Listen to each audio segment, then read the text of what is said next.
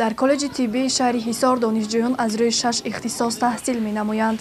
ин муассиса дорои шароитҳои муосири таълимӣ буда барои босифат гузарондани ҳам дарсҳои назариявӣ ва ҳам амалӣ мусоид аст. муассиса бо маводҳои таълимӣ, мизу курсӣ, тахтаи синфӣ электронӣ, асбобу лавозимотҳои тиббӣ ва компютерҳо барои синфхонаҳои таҷрибаомӯзӣ таъмин аст. роҳбарияти коллеҷи тиббии шаҳри ҳисор барои беҳтар ба роҳ мондани раванди таълиму тарбия ва мувофиқи талаботи замон тайёр намудани мутахассисони миёнаи тиббӣ чораҳои зарурӣ меандешад.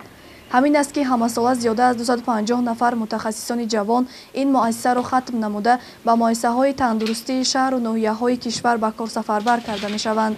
таҳсил дар синфхонаҳои таҷрибаомӯзии коллеҷи тиббии шаҳри ҳисор имкон медиҳад ки донишҷӯён нозукиҳои касби худро ба пуррагӣ аз худ намоянд.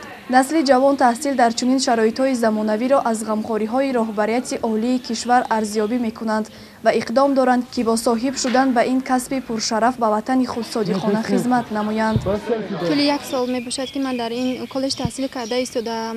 шарту шароитҳои ин коллеҷ бисёр хуб аст. омӯзгорони пуртаҷриба доранд, ба мо дарсҳои хуб мегузаранд ва аз хурдӣ орзу мекардам ки табиб шавам ва ба орзуям расидам. миннатдории худамро ба асосгузори сулҳу ваҳдати миллӣ, пешвои муаззами миллат ҷаноби олии муҳтарам эмомалӣ раҳмон мерасонам ки барои мо ҷавонон чунин донишгоҳҳову коллеҷҳо фароҳам сохтааст. имрӯз дар коллеҷи омӯзгории шаҳри ҳисор 1929 нафар донишҷӯён дар шӯъбаҳои рӯзона ва ғоибона таҳсил мекунанд ки аз ин шумор наздик ба 1700 нафарро духтарон ташкил медиҳанд.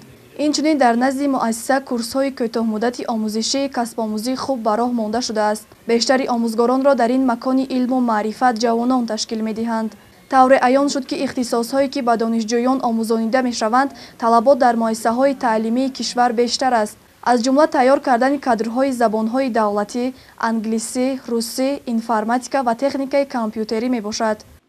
имрӯз дар коллеҷ шарту шароитҳо барои таҳсил оянда ба сифати омӯзгор кадрҳои омӯзгорӣ тайёр кардан чӣ гуна шароитҳо муҳайё карда шудааст ва худи мо шоҳид ҳастем ки имрӯз муассисаи давлатии таълимии коллеҷи омӯзгории шаҳри ҳисор бо ташаббус ибтикор ва сиёсати маорифпарваронаи роҳбари олии кишварамон асосгузори сулҳу ваҳдати миллӣ пешвои миллат президенти мамлакат ҷаноби олии муҳтарам эмомалӣ раҳмон бо тамоми шароитҳо барои таълим ва тарбияи насли ҷавон барои таълим ва тарбияи омӯзгорони оянда муҳайё карда шудааст.